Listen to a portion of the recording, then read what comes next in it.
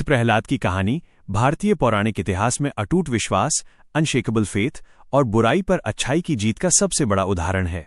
ये कहानी हमें सिखाती है कि यदि ईश्वर पर सच्चा विश्वास हो तो मृत्यु भी सामने खड़ी होकर आपका बाल बांका नहीं कर सकती।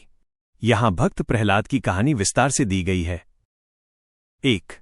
असुर राज हिरण्यकशिपु का अहंकार। प्राचीन काल में हिरण्यकशिपु नाम का एक शक्तिशाली असुर राजा था। उसने कठिन तपस्या करके ब्रह्मा जी से यह वरदान प्राप्त कर लिया था कि उसे न कोई मनुष्य मार सके, न पशु, न दिन में मृत्यु हो, न रात में, न घर के अंदर, न बाहर, और न ही किसी अस्त्र या शस्त्र से। इस वरदान के अहंकार में वह स्वयं को भगवान मानने लगा और अपनी प्रजा को आदेश दिया कि केवल उसी की पूजा की जाए। 2. प्रहलाद की भक्ति।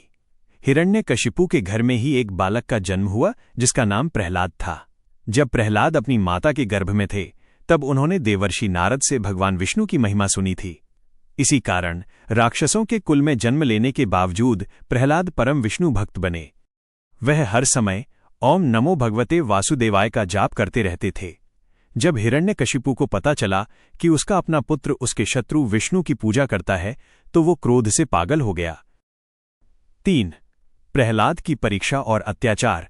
हिरण्यकशिपु ने प्रहलाद को समझाने की बहुत कोशिश की, लेकिन जब प्रहलाद नहीं माने तो उसने अपने ही पुत्र को मारने के कई प्रयास किए। उन्हें ऊंचे पहाड़ से नीचे फेंका गया, पागल हाथी के पैरों तले कुचलवाने की कोशिश की गई, विषैले सांपों के काल कोठरी में डाला गया, परंतु हर बार भगवान विष्णु की कृपा से प्रहलाद सुरक्षित बच गए। उनका विश्वास रत्ती भर भी नहीं डगमगाया। 4. होलिका और अग्नि की परीक्षा। अंत में हिरण्यकशिपु ने अपनी बहन होलिका को बुलाया। होलिका को वरदान था कि वो आग में नहीं जलेगी। उसने प्रहलाद को अपनी गोद में लेकर धधकती चिता पर बैठने का निर्णय लिया। प्रहलाद निडर होकर चिता पर बैठ गए और विष्णु नाम का स्मरण करने लगे। चमत्कार हुआ, होलिका जिसे वरदान था जलकर राख हो गई और प्रहलाद का एक बाल भी बांका नहीं हुआ। इसी घटना की याद में आज भी होलिका दहन मनाया जाता है। 5. भगवान नरसिंह का अवतार। क्रोधित हिरण्यकशिपु ने प्रहलाद को एक खंभे से बांध दिया और तलवार निकालकर पूछा, बता तेरा भगवान कहाँ है? क्या वो इस खंभे में भी है? प्रहलाद ने शांति से उत्तर दिया, हाँ पिताश्री, वे कण कण में है।